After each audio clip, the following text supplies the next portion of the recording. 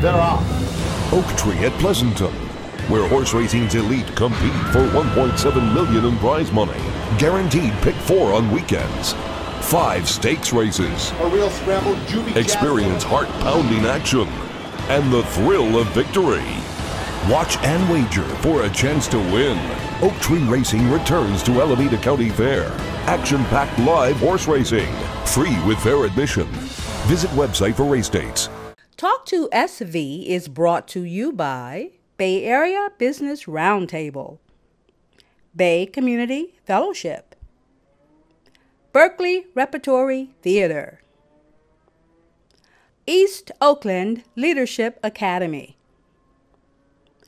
Global United Fellowship, Lifelong Medical Care, W San Francisco. Life is full of choices. So just go. Put everything on hold. You can feel the spirit. Everything is alive. Night turns into memories. Just being together. The laughter, the smell of great food. Catch the spirit of summer. The Alameda County Fair, June 15th to July 4th. Hi, my name is Maya Wood-Cadiz. I'm the Superintendent of American Indian Model Schools in Oakland, and you're watching Talk2SV. Who is she talking to now? What is she up to next? Where in the world will she be? Talk2SV. Hello, and thank you for joining me here on the show. I'm so honored to have you as a guest. Please tell us who you are and a bit about your work. Well, hello, my name is Maya Wood-Cadiz, and I'm the Superintendent of American Indian Model Schools in Oakland.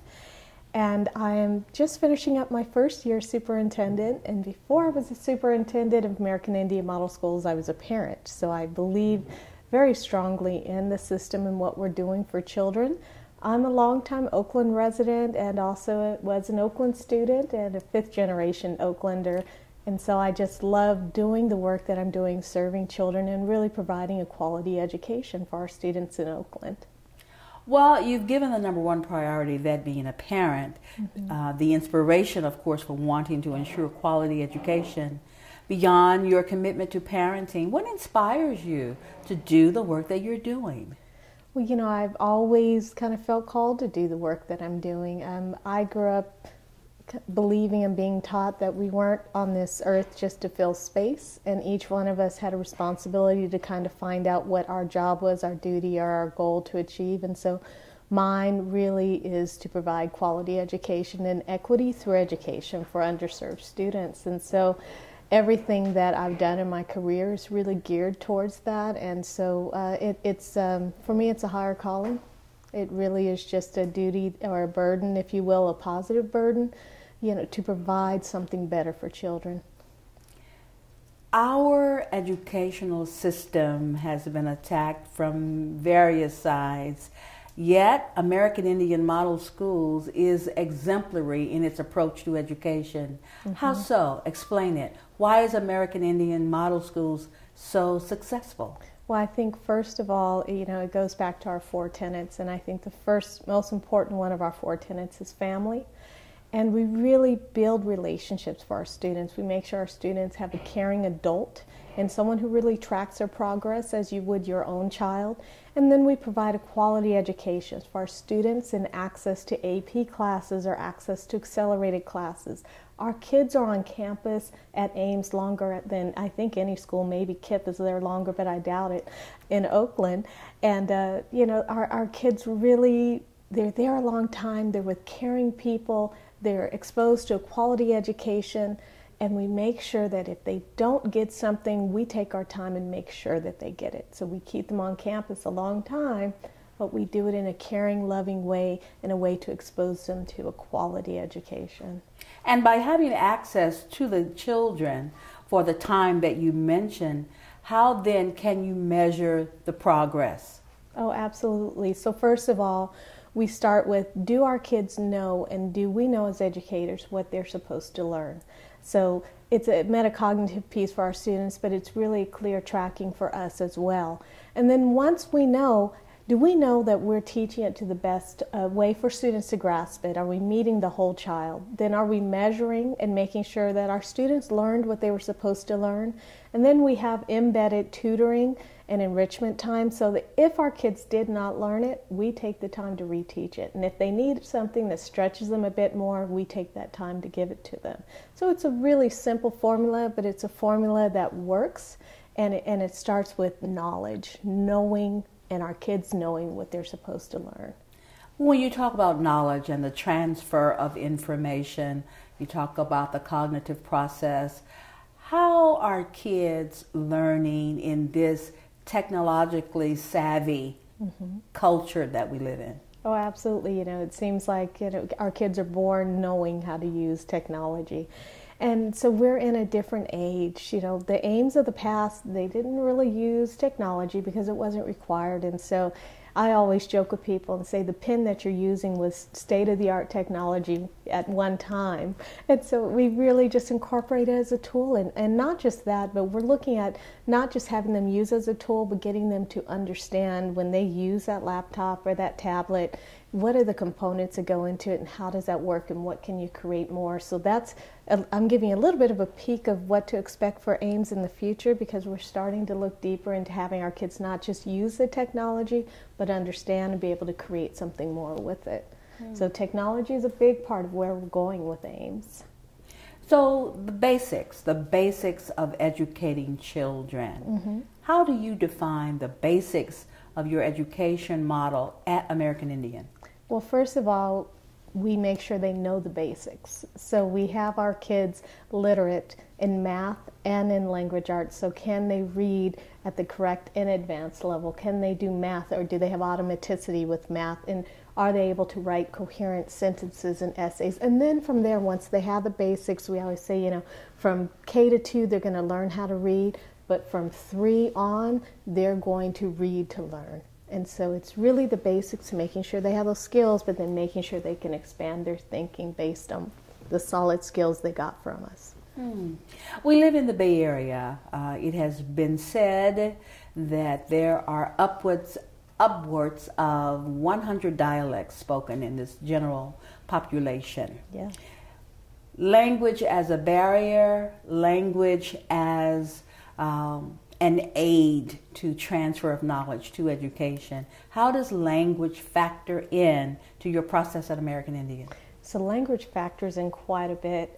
We are a very diverse population. So we have children from Asia, but we also have children from Africa, and we have children from the Middle East.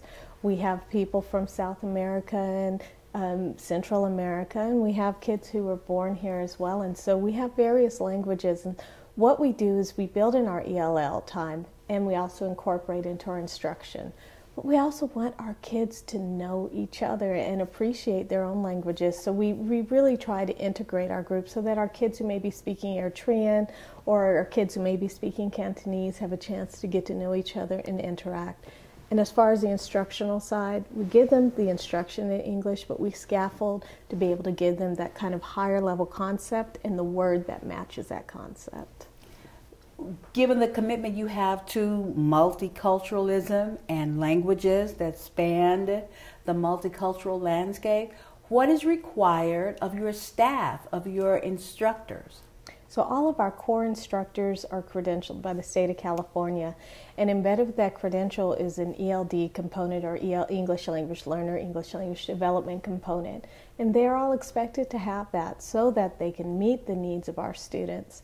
And it's in the state of California, it's not it would be nice if. It really is a requirement regardless of where you are. And not just students that were born abroad, but kids that are born here. They all come with their own language, and so we have techniques, Sadai and so forth, to be able to have them access language without having them lose their home language.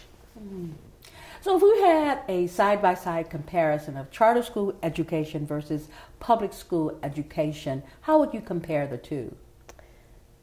That's a really good question, comparing charter and public school. I think it depends on the child.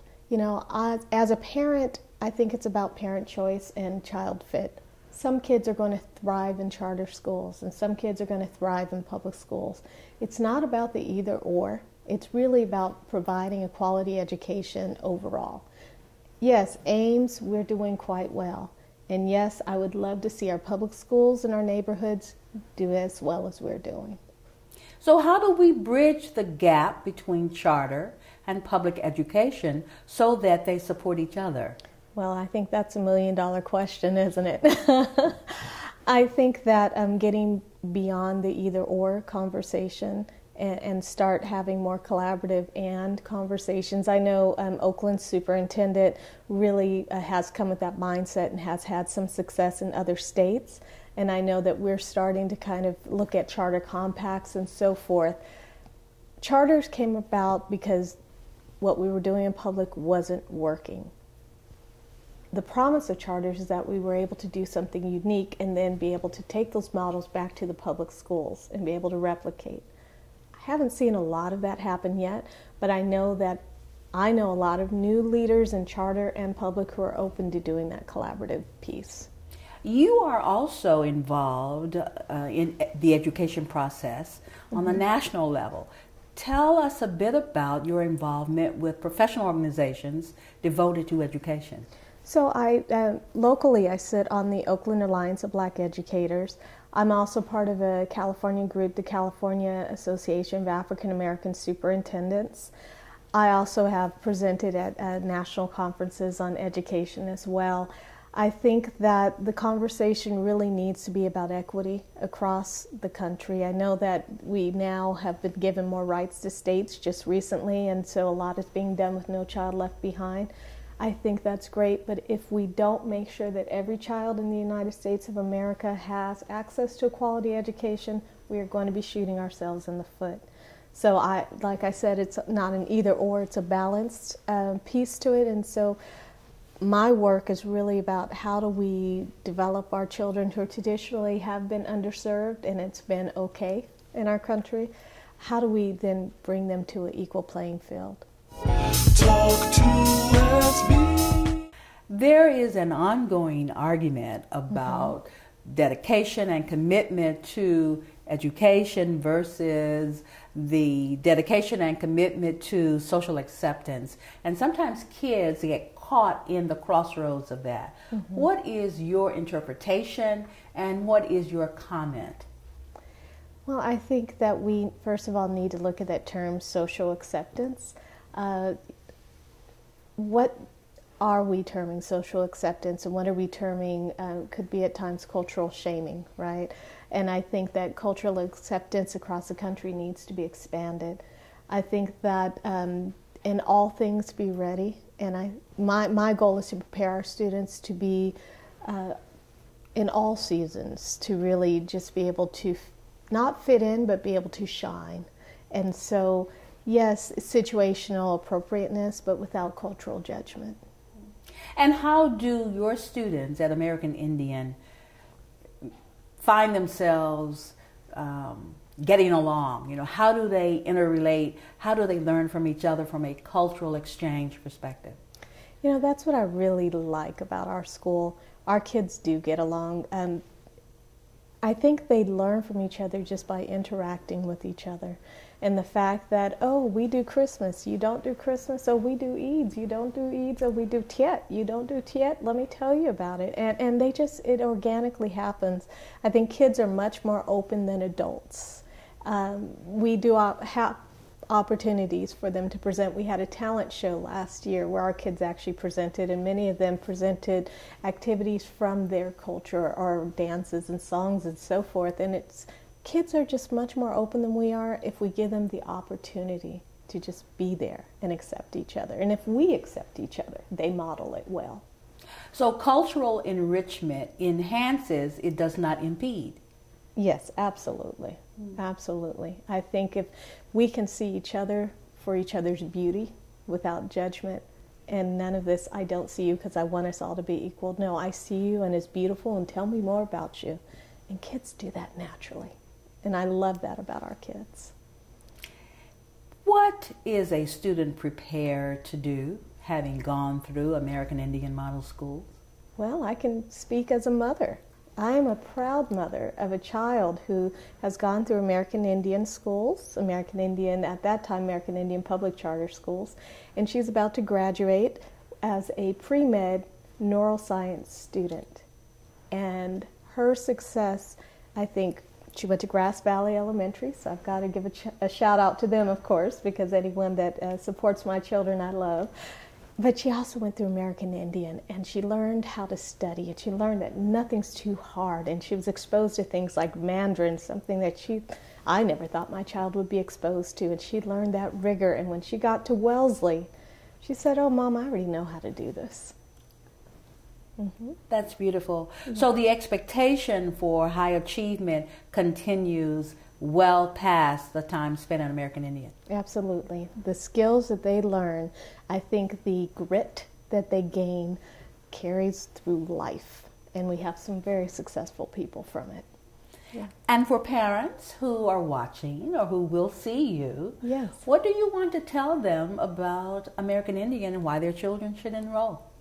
Well, first of all, I would like to say, if you're looking for a quality school, if you're willing to participate and partner with us in maintaining that quality school, please come. Enid Lee says parents bring us the best children they have, so I want the best children you have, and that's all of them.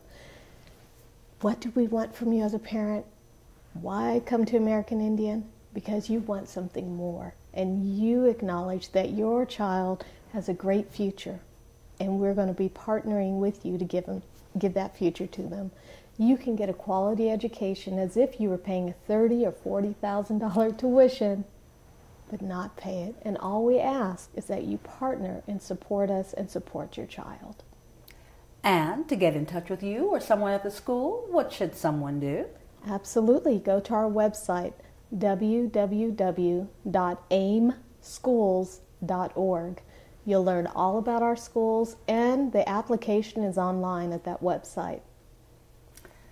Maya Wood-Cadiz, Superintendent, American Indian Model Schools, I want to thank you for being a most amazing interview subject. Wish you continued success and hope you come back. Thank you so much. This has been wonderful, and I just appreciate the opportunity to share the wonderful things about AIMS.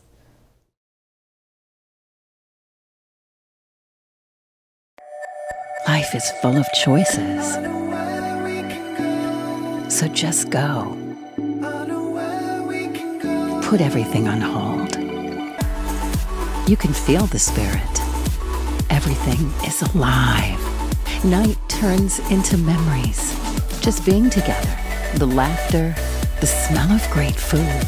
Catch the spirit of summer. The Alameda County Fair, June 15th to July 4th. And they're off. Oak Tree at Pleasanton, where horse racing's elite compete for $1.7 million in prize money. Guaranteed pick 4 on weekends. 5 stakes races. A real scramble. Experience heart-pounding action and the thrill of victory. Watch and wager for a chance to win. Oak Tree Racing returns to Alameda County Fair. Action-packed live horse racing. Free with fair admission. Visit website for race day. Talk2SV is brought to you by Bay Area Business Roundtable, Bay Community Fellowship, Berkeley Repertory Theater, East Oakland Leadership Academy, Global United Fellowship, Lifelong Medical Care, W San Francisco.